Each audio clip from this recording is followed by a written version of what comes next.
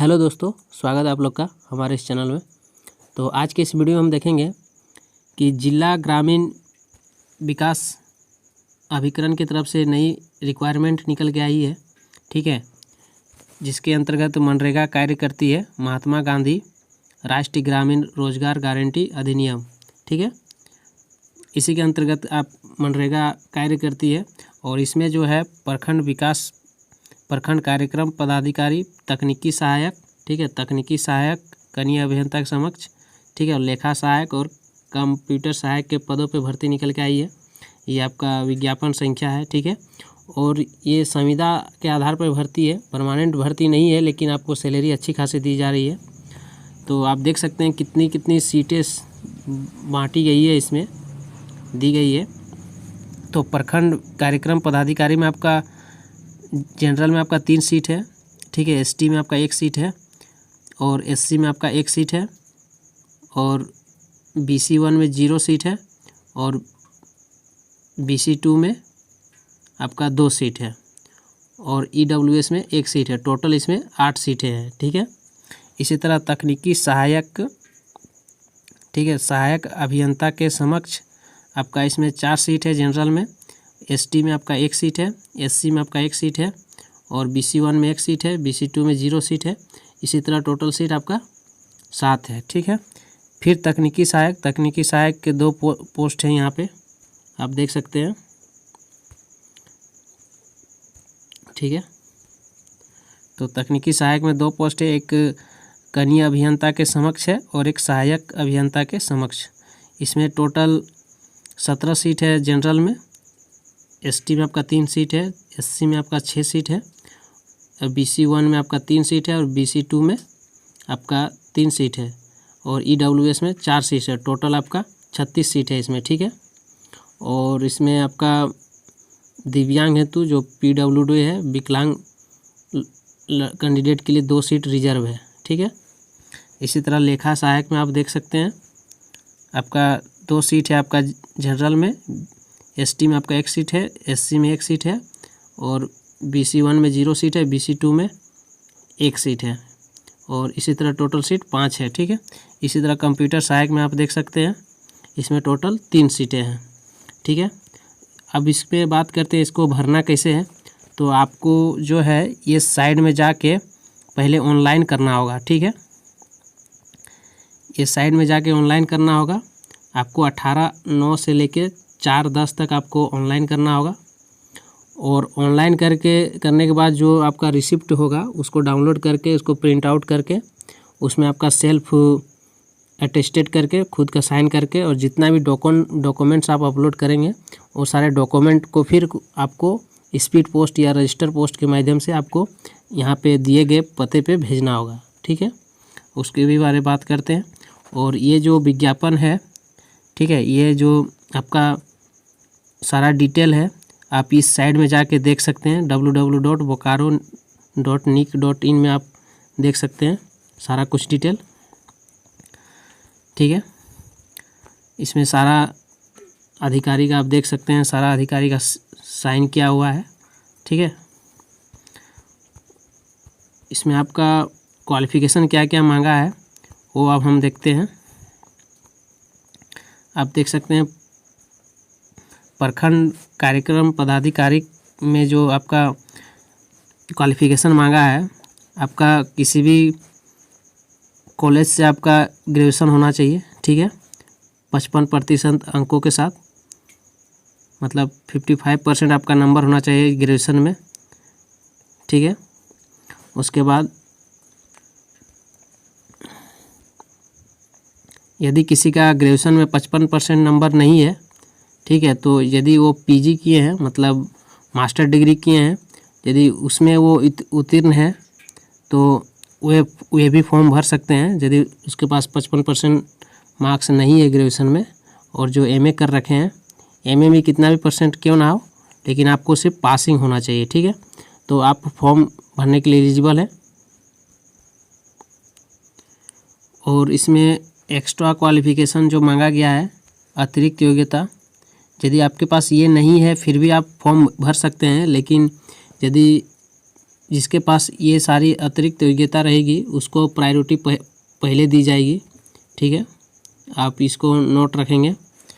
अतिरिक्त योग्यता को पहले प्राथमिकता दी जाएगी, उसके बाद आपको प्राथमिकता दी जाएगी। ठीक है, इसी तरह आप देख सकते हैं तकनीकी सहायक अभियंता में सहायक अभियंता के समक्ष में आपका अनिवार्य योग्यता आपका जो है आपका सिविल इंजीनियरिंग से बीटेक होना चाहिए या फिर बीई होना चाहिए। ठीक है, और एक्स्ट्रा क्वालिफिकेशन में ये मांगा गया है।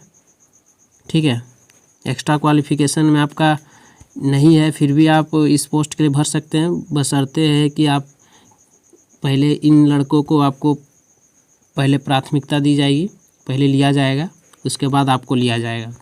ठीक है, मतलब कहने का मतलब है कि अनिवार्य योग्यता और अतिरिक्त योग्यता का जिसके पास दोनों यदि क्वालिफिकेशन है तो उसको पहले प्राथमिकता दी जाएगी। इसी तरह आपका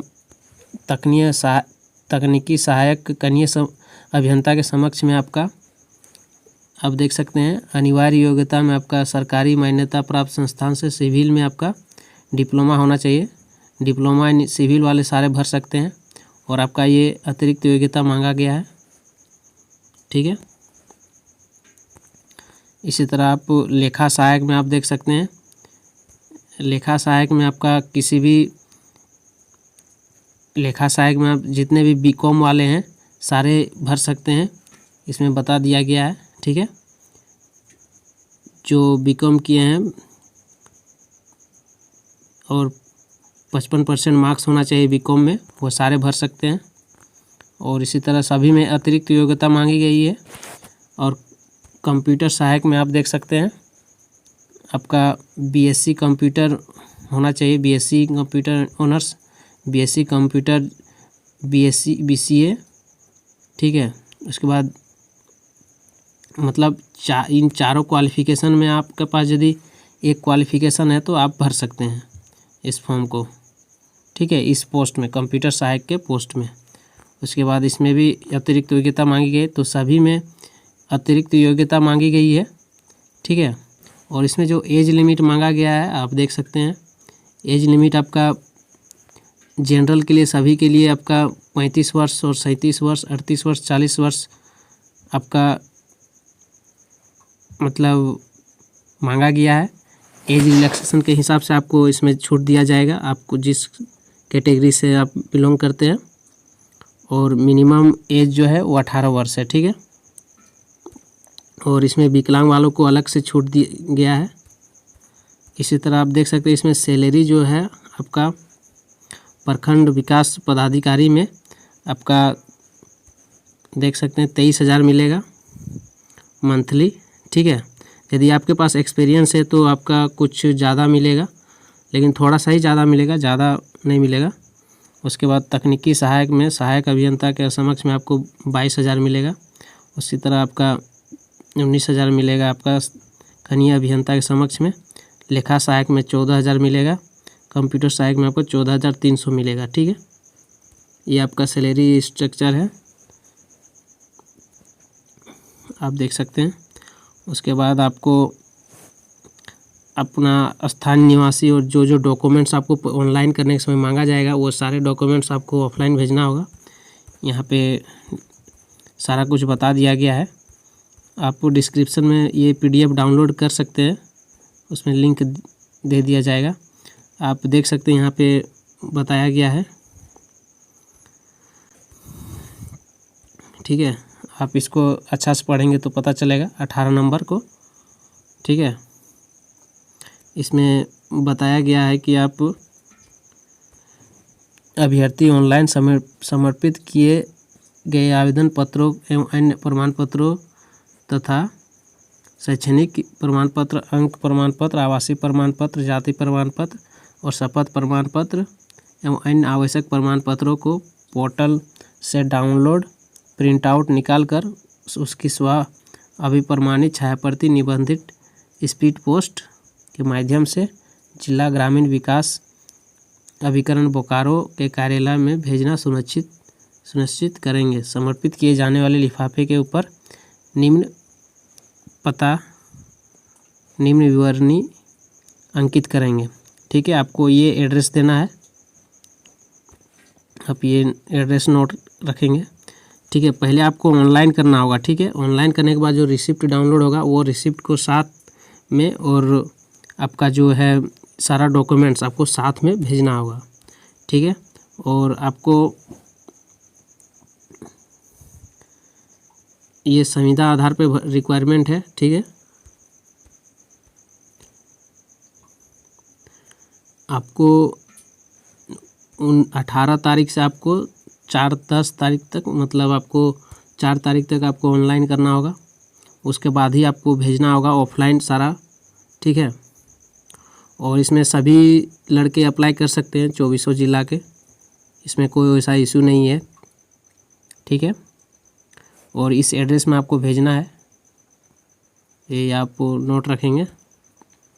ठीक है दोस्तों, और यदि कोई कन्फ्यूजन है तो आप हमको कमेंट कीजिए, हम आपको डिटेल में फिर से बता देंगे।